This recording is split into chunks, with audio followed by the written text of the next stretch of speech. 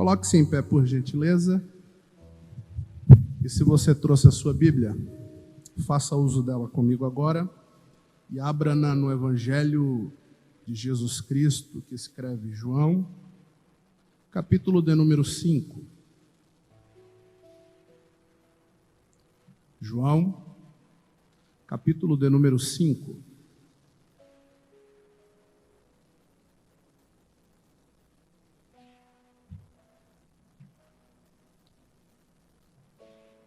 Se você encontrou o texto, diga amém. Se não encontrou, já está projetado. O texto vai dizer assim: depois disto, havia uma festa entre os judeus e Jesus subiu a Jerusalém. Ora, em Jerusalém há próximo à porta das ovelhas um tanque chamado em hebreu Betesda, o qual tem 5 alpendres. Nestes jazia grande multidão de enfermos, cegos, mancos e ressequidos, esperando o movimento da água. Porquanto um anjo descia em certo tempo ao tanque e agitava a água, e o primeiro que ali descia depois do movimento da água sarava de qualquer enfermidade que tivesse. E estava ali um homem que havia 38 anos se achava enfermo. Pode tomar o seu assento. Eu quero aqui, antes de tudo, externar o meu sentimento de gratidão a Deus, porque dele, por ele e para ele são todas as coisas, e se não fossem as suas misericórdias, nós sequer estaríamos aqui hoje.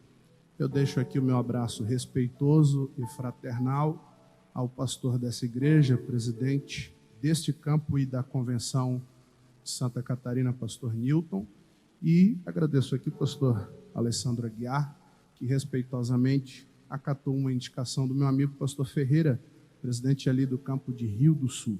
Pastor Arilson, muito obrigado, meu amigo. Vamos falar de Bíblia?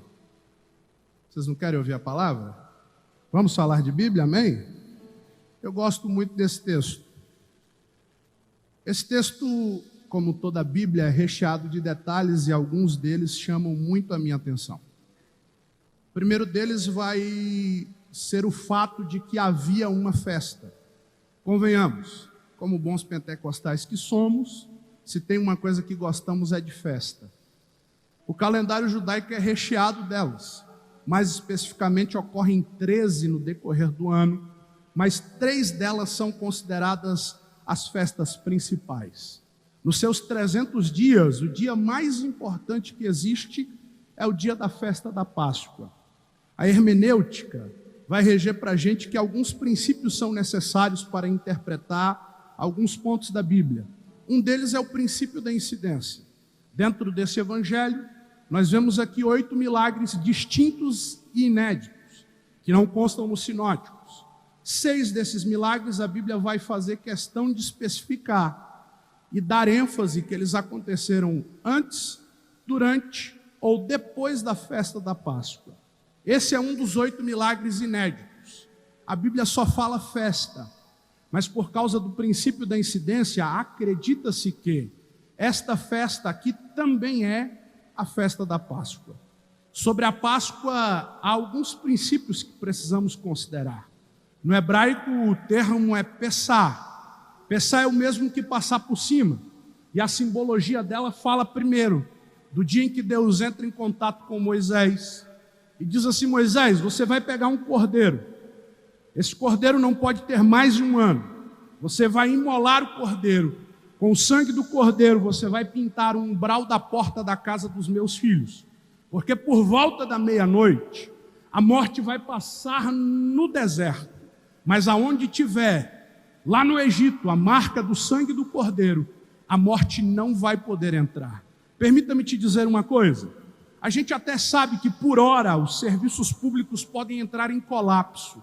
A gente sabe que por hora a corrupção pode dominar, a segurança pode não ser tão boa quanto esperamos, mas eu te dou uma garantia: você está guardado pelo melhor sistema de segurança que existe. Aí você me pergunta, e qual é? E eu te respondo: a marca do sangue do Cordeiro. Eu posso até vislumbrar Satanás arquitetando no auge da sua astúcia e da sua sagacidade os seus planos para poder fazer alguma coisa contra a vida de um escolhido. Mas quando ele chega diante dele e vislumbra a marca do sangue do Cordeiro, ele precisa dar meia volta e bater em retirada, porque aonde tem marca de sangue, ele não pode encostar. Marca de sangue do Cordeiro. Porque a Páscoa, o Pessá, fala primeiro de proteção. Nós estamos protegidos, nós estamos guardados, nós estamos assegurados por aquele que é o dono de todo o poder. E uma certeza há: ele nunca falha, ele nunca dorme, ele sempre está atento e sempre está disponível para poder fazer alguma coisa que vai te proteger. Você está protegido pelo melhor sistema de segurança que existe, que é a marca do sangue do Cordeiro. Mas tem outro princípio aqui, porque a morte vem, e ela vem só para os primogênitos. Na cultura oriental, primogenitura fala de posteridade de história. Se há uma coisa que nos preocupa, pastor Aguiar, é a continuidade daquilo que estamos fazendo. A preocupação da filosofia, da psicologia, das instituições de neurociência pelo mundo, é que na atualidade pais já não formam mais sucessores e sim herdeiros. Recentemente o doutor Augusto Cury lançou um livro sobre o assunto. E é fato, todo pai tem se impregnado de que o seu filho precisa dar continuidade àquilo que ele está fazendo. O nome disso é posteridade. A nossa posteridade nos preocupa. Isso causa ansiedade. Temos um certo nível de até mesmo desespero por aquilo que ainda está por vir. E acabamos até sofrendo antecipadamente. Mas quando Deus diz assim: Moisés, a morte vai vir sobre o Egito, vai levar os primogênitos deles, mas onde tiver marca de sangue ela não entra. Deus está dizendo: eu estou fazendo com o povo hebreu uma aliança. A aliança de que a continuidade da vossa história não depende exclusivamente dos vossos esforços. A continuidade da vossa história é uma responsabilidade minha. Permita-me ser profeta de Deus para a tua vida. Você pode ter entrado essas portas nessa noite desesperado, ansioso, sofrendo antecipadamente por aquilo que está por vir. Mas eu quero te dizer de forma profética que a responsabilidade pela continuidade da tua história não está exclusivamente nas tuas mãos. Até o coach por aí está dizendo que a gente tem responsabilidade de mudar o nosso destino. Mas eu tenho uma palavra para você: a responsabilidade do teu destino não é determinada somente por aquilo que você faz. Não, existe alguém no céu que está guiando, controlando e coordenando tudo, para que tudo nunca fuja do centro da vontade dele. Deus é o responsável pela tua posteridade.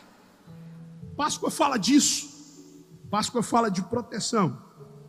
Páscoa fala de posteridade. Mas o que mais me chama a atenção na Páscoa me rememora a pregação de George Thomas no século 17. A história vai contar que George passeava pelas ruas de Londres, quando se depara com uma cena. É um garoto que tinha em uma de suas mãos uma gaiola. Dentro dessa gaiola haviam 3 pássaros. O que chama a atenção é que aqueles pássaros não sabiam voar. Ele se aproxima do garoto, que maltratava os pássaros por causa de sua condição, e o diálogo começa na intenção de adquirir os pássaros. E George pergunta: quanto você quer por eles? O garoto olha para ele, intrigado, e diz assim: você não os quer. Esses pássaros são inúteis, eles não sabem voar. Convenhamos, a natureza do pássaro é voar. Se ele não sabe voar, não serve para nada. O garoto olha para George, diz: eu não vou vender. George, insistente, olha para ele e diz: diga-me o preço. Estou disposto a pagá-lo. O garoto olha para ele a fim de que ele desistisse da sua empreita e diz assim: dê-me 10 libras, que era um preço exorbitante para a época. George, sem palpitar, arranca a carteira do bolso e paga o preço. Antes que o garoto vire as costas, ele abre a gaiola e liberta os pássaros. O garoto, sem entender, pergunta: por quê? George responde: esses pássaros nasceram para ser livres. Usando uma conjectura do próprio pregador. A gaiola aqui representa a figura do pecado. Pecado que escraviza, pecado que aprisiona. Que a primeira vez que a gente peca, A gente peca por curiosidade. A gente quer saber qual é a sensação, qual é o gosto do pecado. O problema é que você peca a primeira vez e gosta muito. Na segunda vez, você peca pelo tanto que você gostou de pecar na primeira. Só que aí nasce o maior dos problemas. É porque vem a terceira vez. E na terceira vez você não peca mais, porque quer saber o sabor, ou então por curiosidade, ou muito menos porque gostou. Na terceira vez você peca porque não consegue ficar sem pecar. E Satanás se utiliza do pecado justamente para poder nos escravizar. O garoto é a figura do inimigo das nossas almas, o diabo, que nos aprisionava por causa do nosso pecado e nos maltratava com toda sorte de maldições. Só que tem um porém. Um dia, o bom pregador que é Jesus Cristo resolveu vir à terra.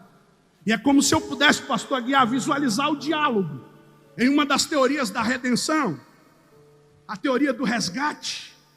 Diz que é como se Jesus começasse a conversar com Satanás. E a Bíblia me autoriza a dizer que o próprio Cristo disse que o mundo jaz no maligno e que Satanás é o príncipe deste século. No hebraico, o termo príncipe tem a mesma conotação de dono. Portanto, Jesus estava dizendo: Satanás é o dono deste século. Nós estávamos entregues. Paulo vai dizer em Efésios capítulo 2: estávamos mortos nos nossos pecados e delitos e entregues ao príncipe deste século, que é Satanás. Então é como se eu pudesse ver Jesus dialogando com ele e perguntando: quanto você quer por eles? Satanás olhando para ele dizendo: você não os quer. Eles vão te rejeitar, eles vão te aprisionar, vão te desferir 5 quarentenas de chicotadas menos uma, ou seja, 199. Vai ser com azorrague, chicote de couro de 3 pontas.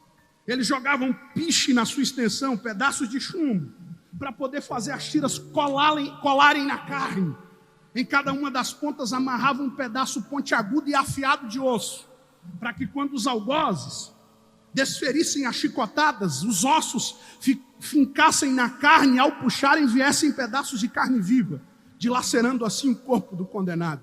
A história vai dizer que o mais resistente dos condenados não suportou sequer até a 20ª chicotada, mas Jesus suporta 199. Alguém pergunta: o que é isso? Eu não tenho outro termo para definir senão amor.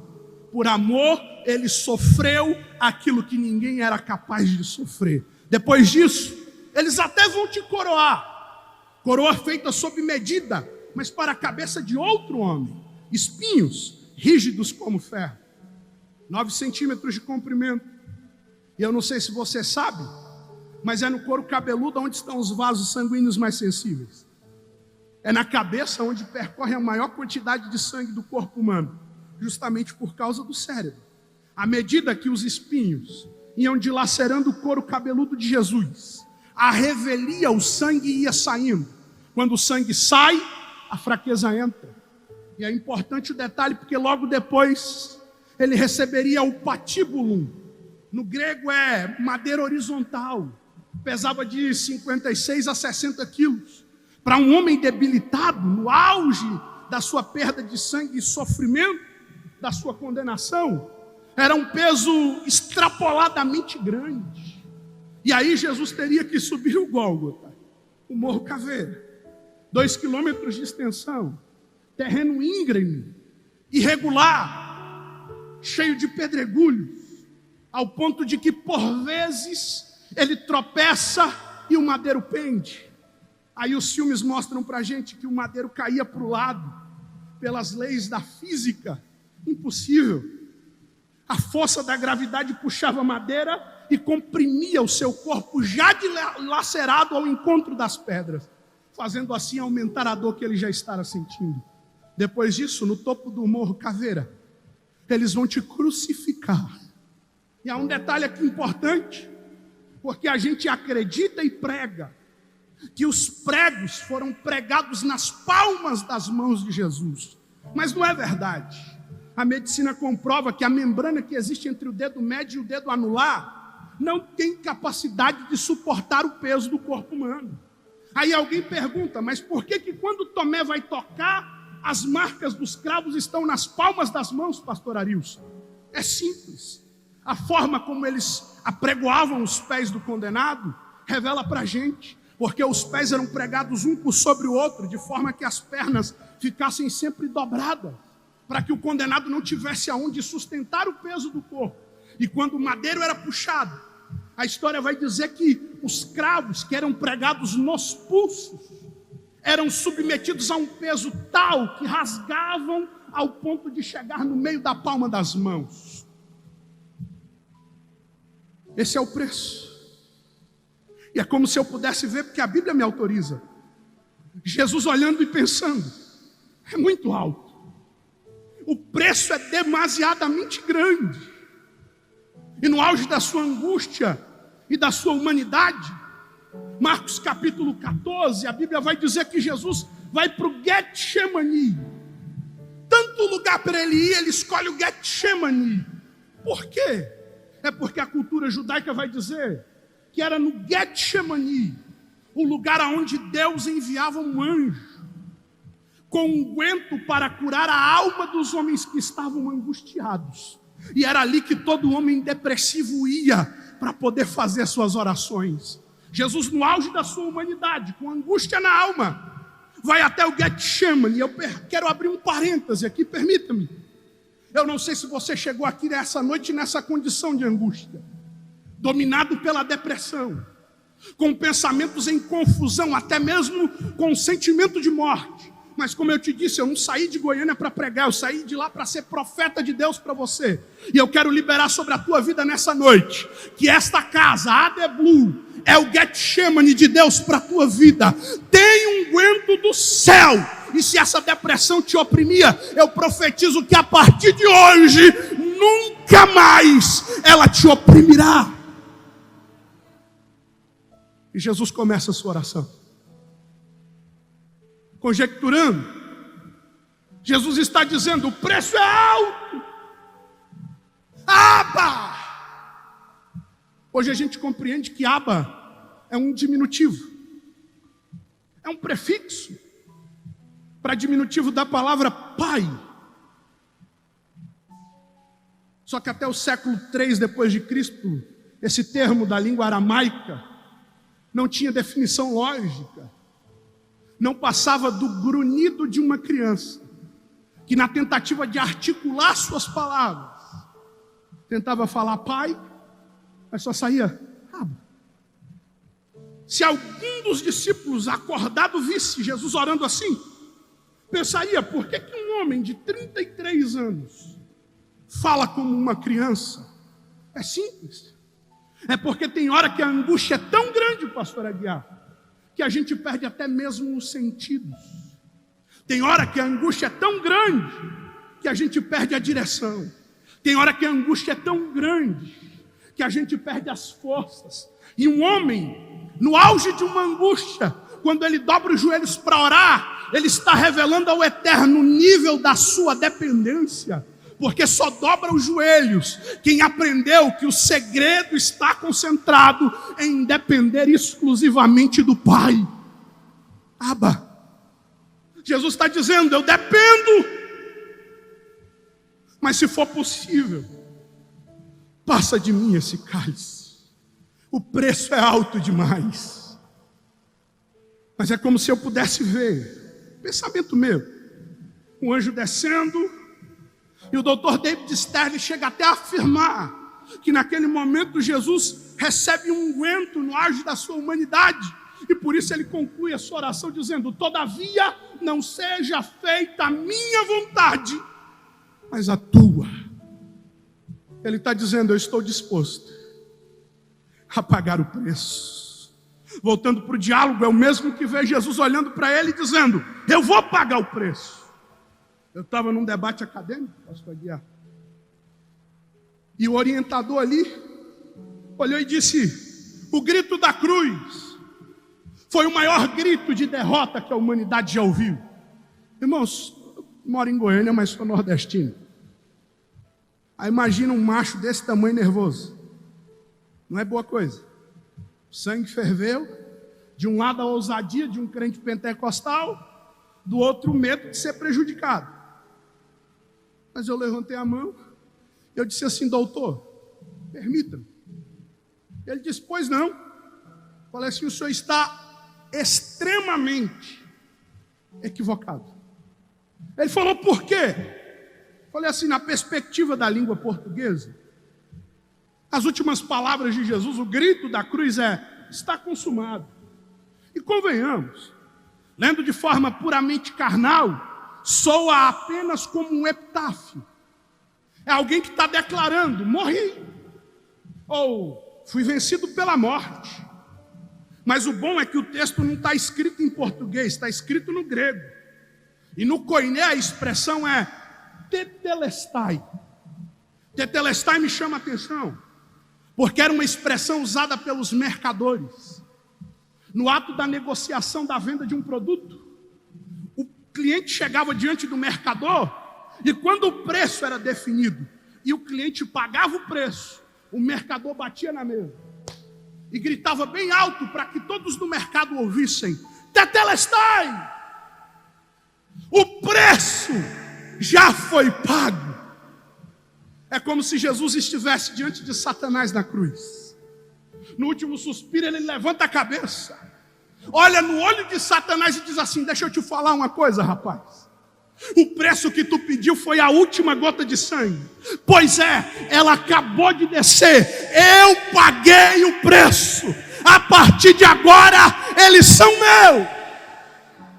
1 Coríntios 6:20. Paulo vai dizer: porque vocês foram comprados por um bom preço. Na tradução, no grego, não é bom. No grego a Bíblia diz: porque vocês foram comprados pelo melhor preço. Você tem um dono. Você tem um dono. Ele pagou o preço. Você pode ter chego aqui pensando que o seu valor é ínfimo. Lógico, ele não é o mesmo valor de Jesus, como estão dizendo por aí. Ah, ele pagou o preço alto, é porque o valor é alto. Não, irmão, ele pagou o preço alto porque o delito também era alto. Não é porque o meu valor é alto. Mas ele teve a capacidade de pagar um alto preço por alguém que não tinha valor nenhum. Esse é o maior dos mistérios revelados da graça. Não mereço, mas mesmo não merecendo, ele decide fazer pura e exclusivamente por misericórdia. Ele pagou o preço, o melhor de todos os preços, o preço inquestionável. Porque se outro preço fosse pago, a terra jamais se calaria. Porque quando Deus procura Caim, Deus diz: Caim, a terra clama por sangue. Jesus vem derramar. O que é que Jesus vem derramar? O que é que Jesus vem derramar? Sangue, para calar o grito da terra. Ele pagou o preço certo, da forma certa, na quantidade certa, para que nós pudéssemos estar aqui nessa noite. O melhor de todos os preços. E sabe o que mais me chama a atenção? É que ele não só comprou os pássaros, ele decidiu abrir a gaiola. Porque tem alguém por aí dizendo que a gente continua debaixo do jugo do pecado. Eu desminto biblicamente e digo: não. Porque na cruz do Calvário o grito de Jesus é de vitória. Porque quando ele diz tetelestai, ele está dizendo para mim e para você: seja livre. Eu rasguei a cédula de condenação. Não há mais preço a ser pago. Eu já paguei. Páscoa fala de proteção. Páscoa fala de posteridade. Páscoa fala de liberdade. Aí a festa da Páscoa, festa da proteção, posteridade e liberdade, acontece em Jerusalém. No hebraico é Yerushalayim. Yeru é lugar, cidade. Shalayim é a fonética correta do termo shalom. Shalom é paz. A gente gosta tanto de paz que quando a gente se encontra, a gente olha e diz: se for assembleano, a paz do Senhor. Presbiteriano, batista, comunidade, graça e paz. O preguiçoso, paz. Mas a gente gosta tanto de paz que o próprio Jesus olha para os discípulos antes de dispensar as duplas, e ele vai dizer assim: ó, se vocês entrarem num lugar onde não forem recebidos em paz, vira as costas, bate a poeira dos pés e vai embora. Porque a paz não é só importante, a paz é essencial. Todo mundo que suicida, não suicida querendo a morte. Todo mundo que suicida, suicida porque está querendo uma paz que não encontra. Nós precisamos da paz na nossa vida. E o que eu acho mais interessante é que Isaías capítulo 9, versículo 6, a Bíblia vai dizer que nasceu um menino, um filho foi dado, e o nome dele é Maravilhoso, Conselheiro, Deus Forte, Pai da Eternidade e Príncipe da Paz. Eu falei no começo da mensagem, príncipe no hebraico tem a mesma conotação de dono. Então, quando diz que o nome dele é príncipe, está querendo dizer, ele é o dono da paz. Se ele é o dono da paz, ele oferece ela para quem quiser, da forma que quiser e na medida que quiser. A gente vive à procura dela. Jesus outrora olha para os discípulos e diz assim: eu vos dou a minha paz. Porque, irmão, o homem também tem paz. Tanto é que nós temos contexto. Nós temos contextos de paz diferentes. Eu sou baiano. E dizem, pastor Aguiar, que todo baiano é preguiçoso. Eu quero desmitificar essa mentira do diabo. Toda mentira é dele mesmo. E eu vou te provar que o baiano não é preguiçoso.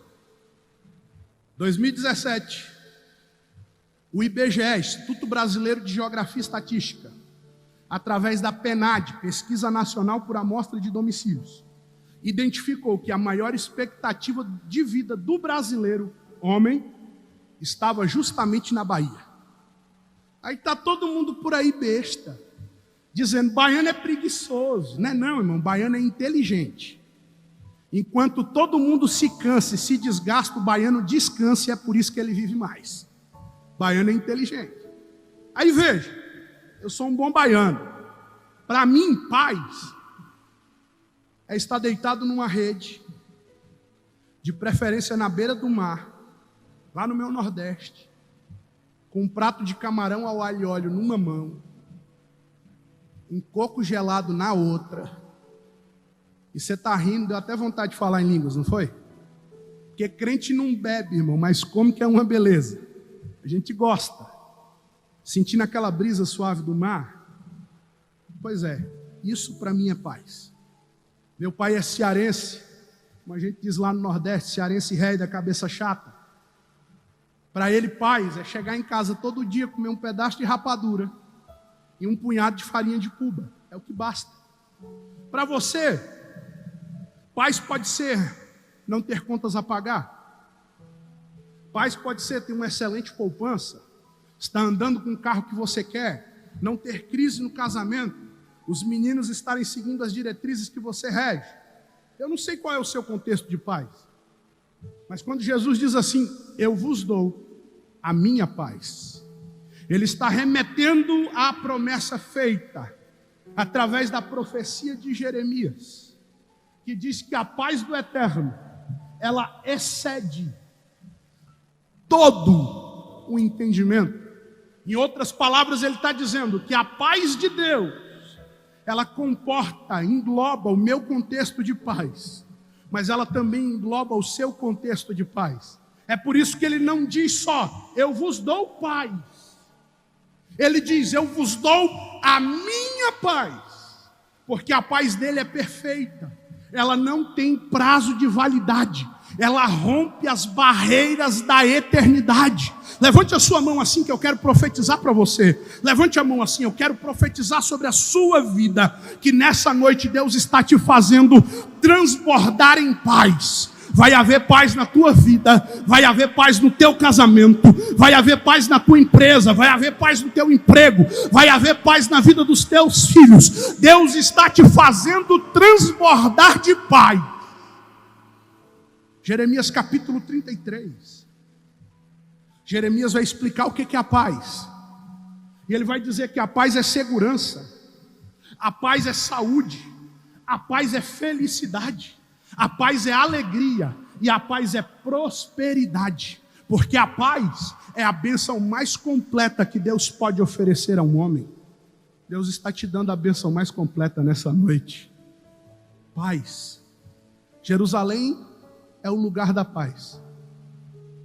Jerusalém tem uma localização geográfica interessante, a cidade antiga. Ficava localizada no cume de um conjunto de montes. Por isso era vista como um lugar seguro. Ao ponto de Moisés, quando declama o Salmo de número 91, ele expressa o desejo de estar debaixo das asas do Onipotente. Porque debaixo das asas do Onipotente é o lugar mais seguro que existe. Davi, no Salmo 23, no verso 5, ele vai dizer: preparas-me uma mesa. Mas espera aí, o Salmo é: o Senhor é o meu, deixa de ignorância, me ajude. O Senhor é o meu pastor. Se o Senhor é o meu pastor, quem tem pastor é ovelha. Quando Davi chama Deus de pastor, ele está se colocando na condição de uma ovelha. E peraí, eu já vi ovelha em cima da mesa para ser comida, mas assentada à mesa para comer eu nunca vi.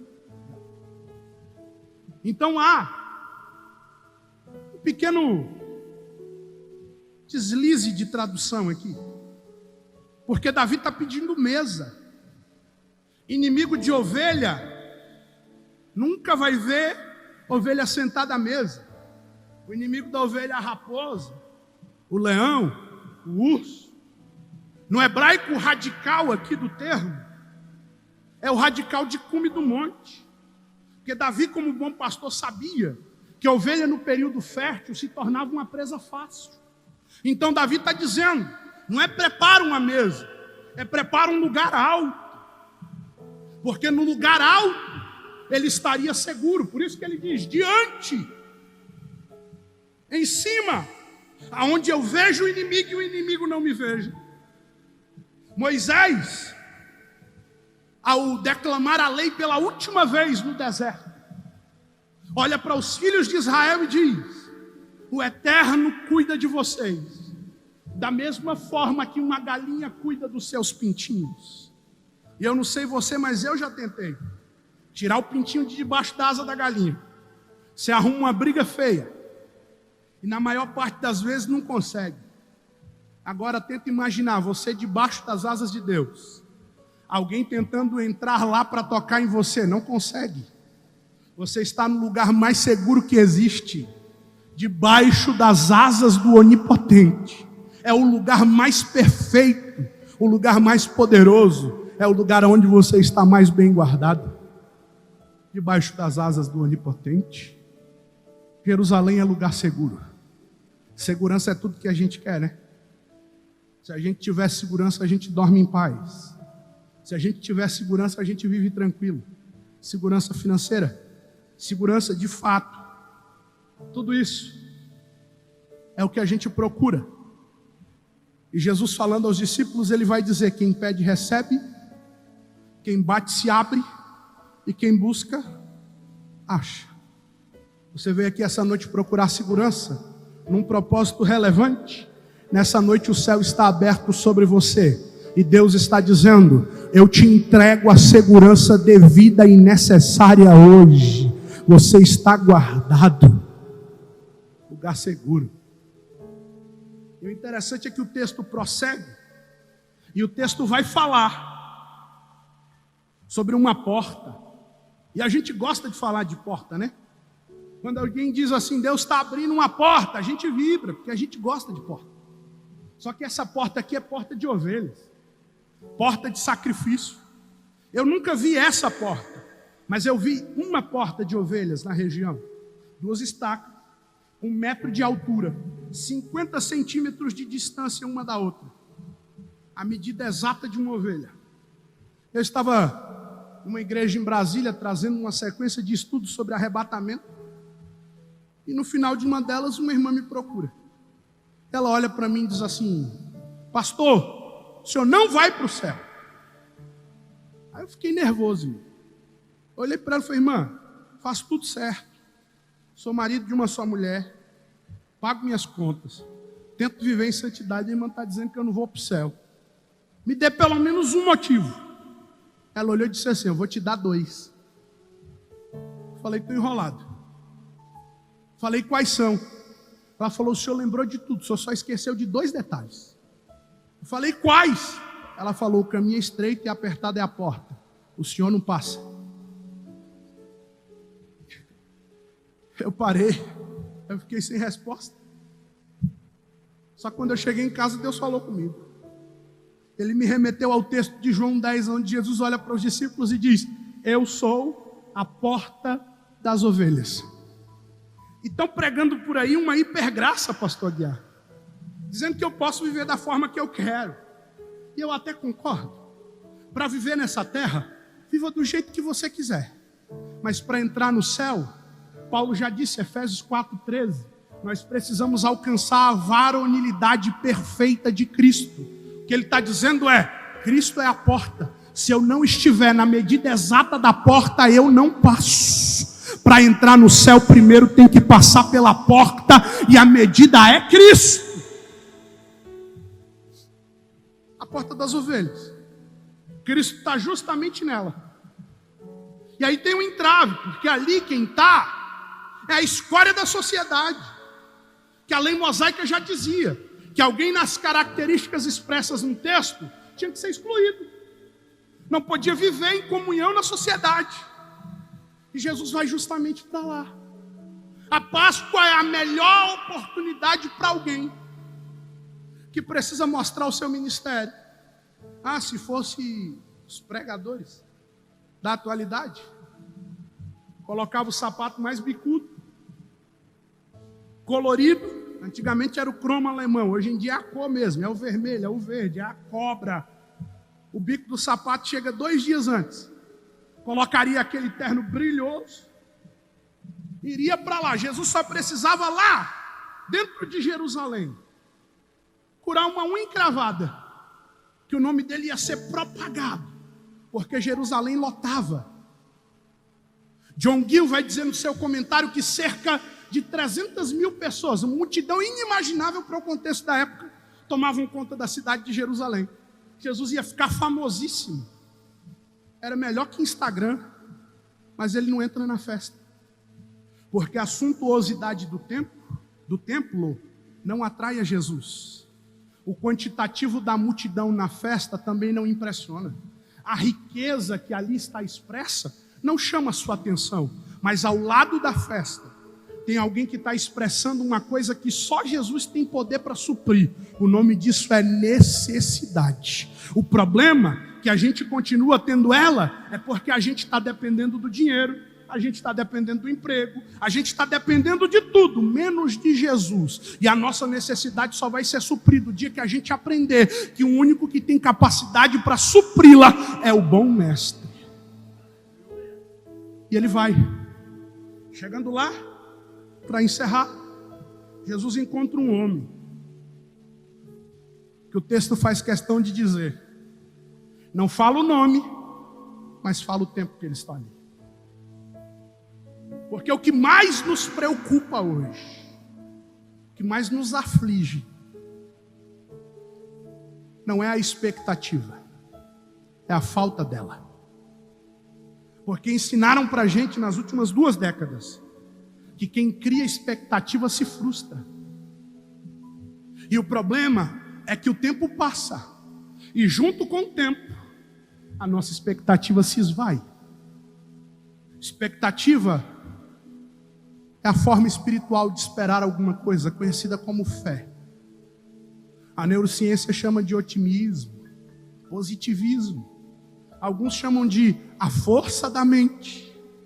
Mas eu fico com o escritor da Carta Universal aos Hebreus, porque todas essas outras definições são abaláveis, mas a fé é o firme fundamento, é a expectativa inabalável, porque a gente não espera pela coisa que está por vir, a gente espera por alguém que vai fazer aquilo que estamos precisando. 38 anos. O tempo está matando a gente. A crise temporal, porque a gente não gosta de esperar. Se dependesse da gente, tudo que era para acontecer daqui 10 anos aconteceria amanhã. E sabe por que Deus não faz? É porque Deus não é louco de entregar uma coisa pronta na mão de alguém que ainda não está pronto. Porque Ele sabe que vai entregar o perfeito e a gente vai conseguir estragar. Então Deus nunca vai te entregar aquilo que Ele te prometeu, antes que você esteja pronto para receber. Quem determina o tempo do cumprimento não é Deus. Me entenda bem. Quem determina o tempo do cumprimento somos nós. Porque se eu recebo a palavra e me preparo para ela, quando eu estou pronto, Deus cria a oportunidade. E eu quero profetizar para alguém aqui essa noite. Isso que você está vivendo nada mais é do que uma preparação de Deus para os acontecimentos que estão por vir. Porque antes de fazer o edifício é necessário levantar a estrutura. Deus está levantando a tua estrutura para que você possa viver aquilo que Ele prometeu para você. Não se preocupa com o tempo, apenas confia naquele que fez a promessa. Aí surge, para a gente encerrar de fato,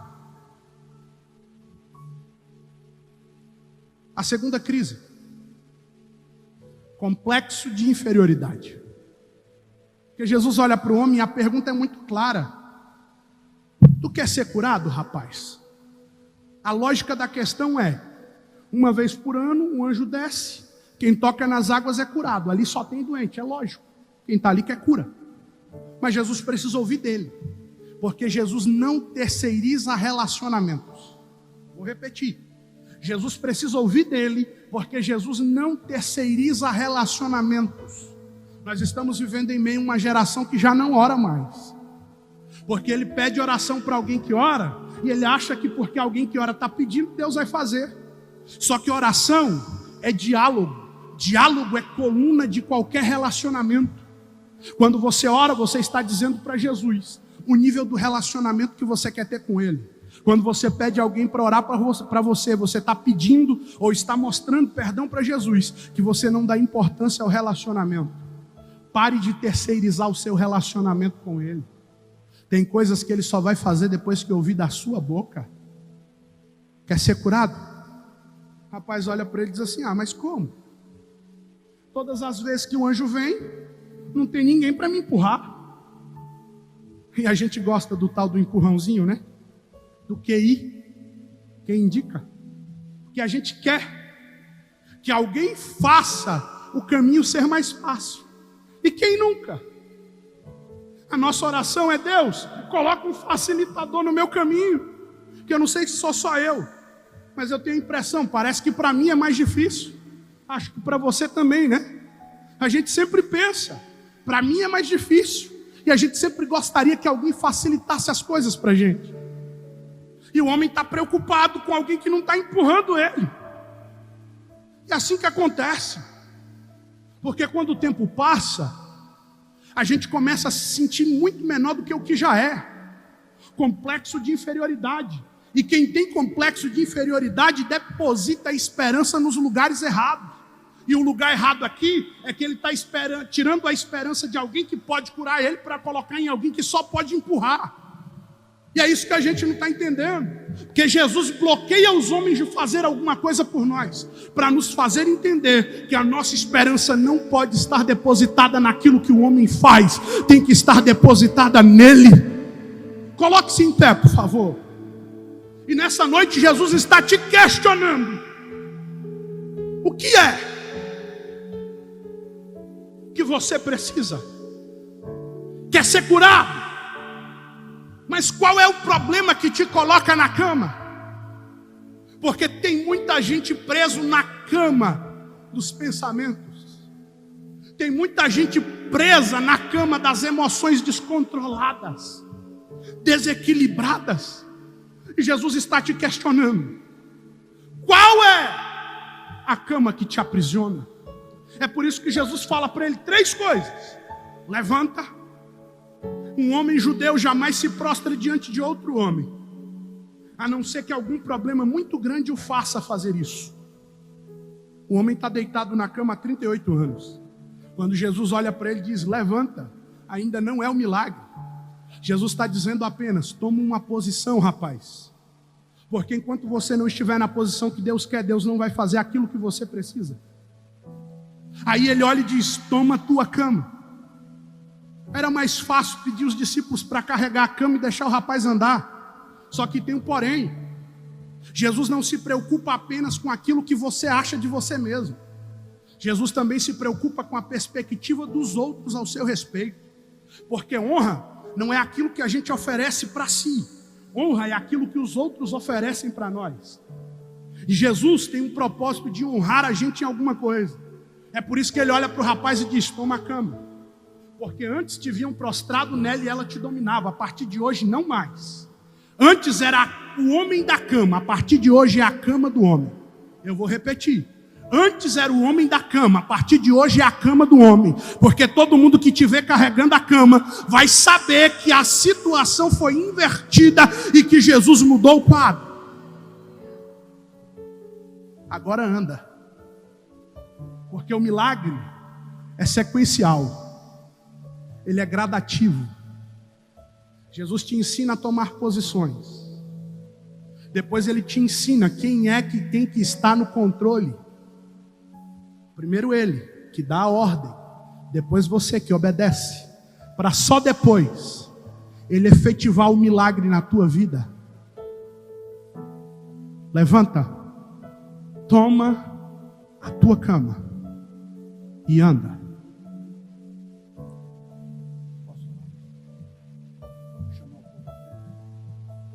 Eu gostaria de orar por você. Você veio aqui essa noite. E você está no seu pensamento dizendo a Deus: eu preciso disso. Eu preciso levantar e assumir a posição. Eu preciso tomar a cama para obedecer a tua ordem e assumir o controle que o Senhor está me dando. E eu preciso viver a efetivação do meu milagre. Corre aqui na frente.